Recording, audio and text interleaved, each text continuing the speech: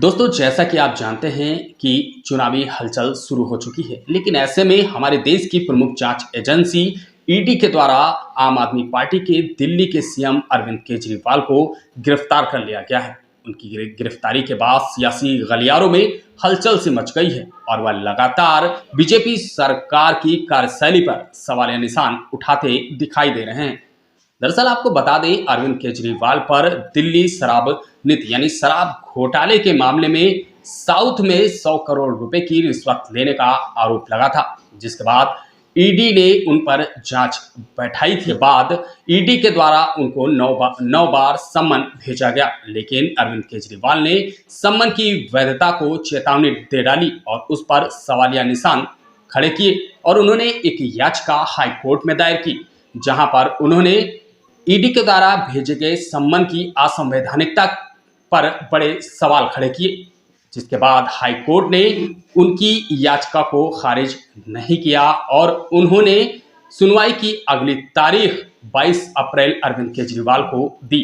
लेकिन उसके बावजूद भी ईडी के द्वारा अरविंद केजरीवाल की गिरफ्तारी हो जाने पर कोर्ट ने ईडी से इस बात का जवाब मांगा, तो ईडी ने बताया शराब नीति के मामले में कई अहम पुख्ता सबूत हैं, लेकिन वो सबूत हाई कोर्ट के द्वारा ईडी को दिखाने की बात कही गई।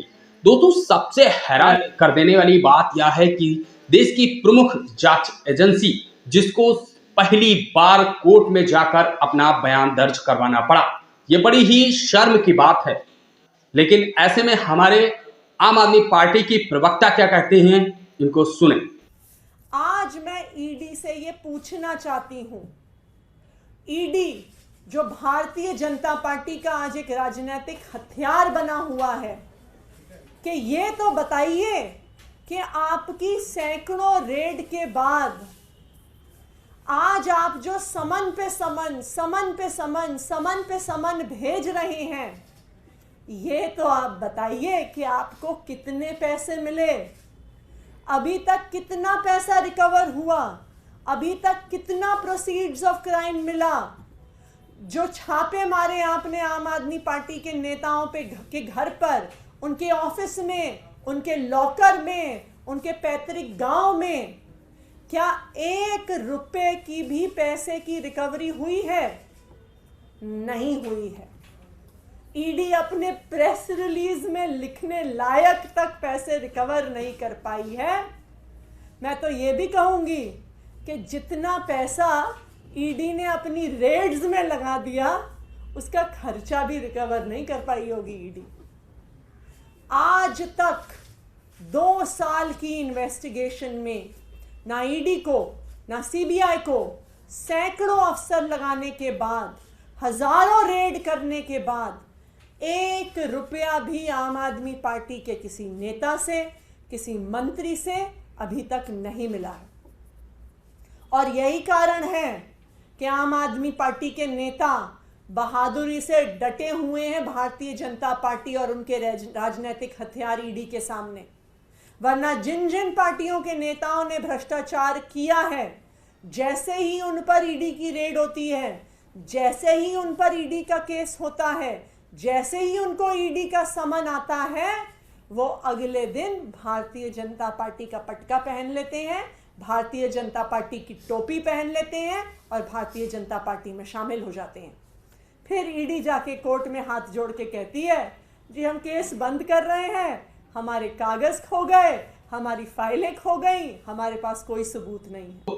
आम आदमी पार्टी की प्रवक्ता ने जो बताया है वो आप भी समझ चुके होंगे, लेकिन ऐसे में जिस तरीके से आम आदमी पार्टी के नेता हों या फिर इंडिया गठबंधन की बात करें या फिर विपक्षी नेताओं की बात करें, सभी ने सोशल मीडिया प्लेटफॉर्म के जरिए लगातार मौजूदा बीजेपी सरकार पर तंज कसना शुरू कर दिया है, जिसमें चाहे वो आम आदमी पार्टी के नेता हों, विपक्षी नेता हों या फिर आम आदमी हो, सभी ने अपने अपने बात रखी है। आइए सबसे पहले हम इंडिया गठबंधन के अखिलेश यादव का ये ट्वीट सुनाते हैं। अखिलेश यादव ने जो लिखा है उस बात पर आप जरा गौर करिएगा। अखिलेश यादव ने कहा है कि जो खुद हैं शिकस्त के खौफ में कैद, वो क्या करेंगे किसी और को कैद। भाजपा जानती है कि वो फिर दोबारा सत्ता में नहीं आने वाली। इसी डर से वो चुनाव के समय विपक्ष के नेताओं को किसी भी तरह से जनता से दूर करना चाहती है। गिरफ्तारी तो बस बहाना है। ये गिरफ्तारी एक नई जन क्रांति को जन्म देगी। इसके बाद आखिर राहुल गांधी क्या कहते हैं, ये भी आपको सुनवाते हैं। राहुल गांधी ने कहा है कि डरा हुआ तानाशाह एक मरा हुआ लोकतंत्र बनाना चाहती है।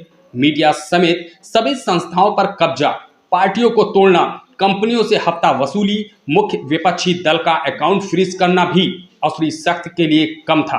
तो अब चुने हुए मुख्यमंत्रियों की गिरफ्तारी भी आम बात हो गई है। इंडिया इसका मुंहतोड़ जवाब देगा। लेकिन ऐसे में प्रियंका वाड्रा भी एक ट्वीट करती है। उनका ट्वीट भी मैं आपको सुनाता हूं।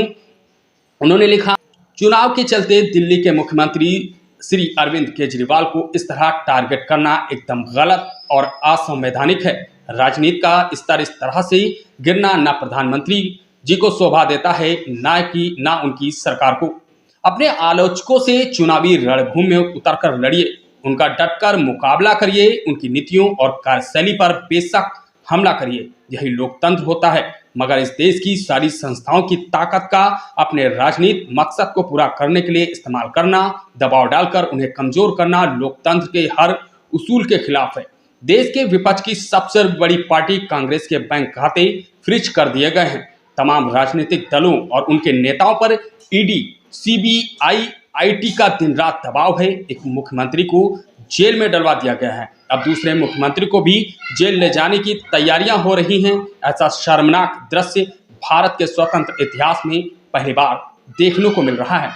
दोस्तों, वाकई ये शर्म की बात है कि एक मुख्यमंत्री को ईडी के द्वारा गिरफ्तार कर लिया गया, उसको जेल भेजने की तैयारी की जा रही है। हालांकि अभी तक उन आरोपों को ईडी ने सिद्ध नहीं किया है और बताते हैं ईडी का साफ तौर पर कहना है कि शराब नीति घोटाले के मामले में कविता और अरविंद केजरीवाल को आमने सामने बैठाकर उनसे बात की जाएगी।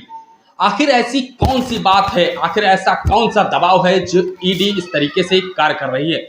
हालांकि इस बात पर हमारी लोक गायिका नेहा सिंह राठौर ने भी एक बीजेपी सरकार पर तंज कसते हुए एक ट्वीट किया है, वो भी आपको सुनाते हैं। उन्होंने लिखा है कि एक महान देशभक्त था, उसका नाम हिटलर था।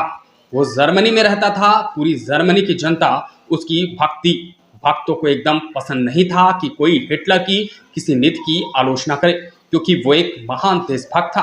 राष्ट्रवाद और देशभक्त के नाम पर हिटलर ने देश को युद्ध में झोंक दिया और जर्मनी बर्बाद हो गया। हिटलर को अपने परिवार के साथ आत्महत्या करनी पड़ी। जिस तरीके से सोशल मीडिया प्लेटफॉर्म पर इस तरीके से मौजूदा सरकार पर उनकी कार्यशैली पर लगातार सवाल उठाए जा रहे हैं, ये अपने आप में एक बड़ा सवाल है कि आखिर लगातार सोशल मीडिया प्लेटफॉर्म पर आम जनता क्या कह रही है। उनका कहना है कि अगर क्या मोदी जी अपनी लोकप्रियता से पूरी तरीके से पुष्टि नहीं कर पा रहे हैं, या फिर वो अपनी लोकप्रियता को समझ नहीं रहे हैं कि उनको अब इस तरह से दांवपेच खेलने पड़ रहे हैं और अब लगातार विपक्षियों को जेल भेजने की तैयारी कर रहे हैं। दोस्तों, ये सोचने वाली बात है कि आखिर हमारी जो बीजेपी सरकार है वो क्या चाहती है। लगातार विपक्षियों को जेल भेजना, इससे भी पहले भी कई नेता जेल जा चुके हैं, लेकिन ऐसा पहली बार हो रहा है कि एक सीएम को जेल भेजने की तैयारी की जा रही है। हालांकि जिस तरीके से ये लोकतंत्र की हत्या की बात कही जा रही है, ये वाकई कहीं ना कहीं सच दिखता जा रहा है।